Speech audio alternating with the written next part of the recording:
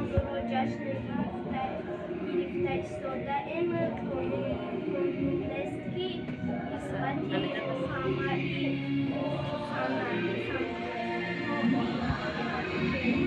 آیین برادری فضیلت باشد، ناموس وطن شکوه ملت باشد، سرقانون سرنوشت ما در عالم القانون صد دوای علت باشد.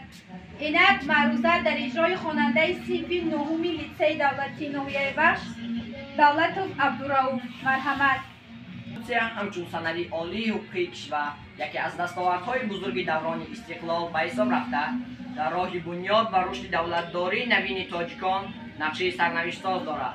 ما در دوران استقلال با وجود مشکلات و مانعه‌های زیاد با تکیه به کنستیتوسیای خود دولت بنیاد نمودیم که در آن صلح و آرامی، ثبات سیاسی و وحدت ملی پایدار بوده. مردم به امروز و آینده خود دلپرانه نظر می‌کنند و در فضای صلح و آرامی زندگی به سر میبرند. توسط این سند عالی حقوقی استقلالیت دولتی جمهوری تاجیکستان اعتراف و بیان گردید که امسال ما 9 سپتامبر 33مین سالگرد استقلالیت دولتی را در فضای صلح و آرامی با تنتنه جشن گرفتیم. مردم شریف تاجیکستان هر سال در این صحنه تاریخی یعنی 6 نوامبر را با احساس گرم وطن دوستی و افتخار بلند وطنداری جشن میگیرند. طبق ماده 1 کنستیتوسیون جمهوری تاجیکستان، جمهوری تاجیکستان دولت صاحب اختیار، دموکراتیک، حقوق بنیاد، دنیوی و یگانه میباشد. محض با شرافت عملی گرداندن معیارهای این سند عالی حقوقی جامعه ما از دوره بسیار دشواری‌های تاریخی رها یافته در همه ساحه‌ها دستاوردهای بزرگ نایل گردید.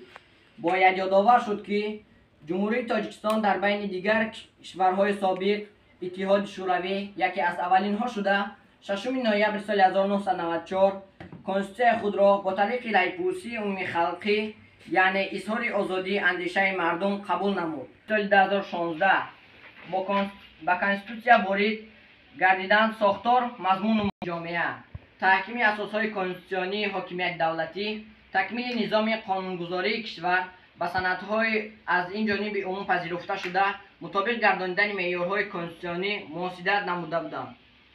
این کنستیتوسیون به ما امکان داد که در تحکیم من بعده دستاوردهای استقلالیت مستحکم نمودن رکنهای دولتداری، وحدت و ثبات جامعه، بنیاد جامعه واقعا شهروندی، رشد اقتصادی و اجتماعی و سیاسی و فرهنگی، بالاروی آبرو و نفوذ تاجیکستان در عرصه بین المللی قدم‌های باز هم استوار گذاریم.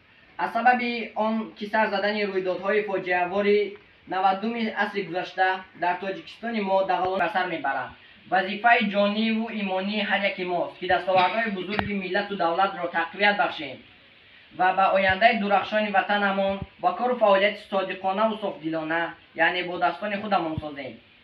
به ارزش و معیارهای کنستیتوسیون ارج گذاریم و در اساس آن برای رسیدن به هدفهای سازنده همان کوشش نماییم.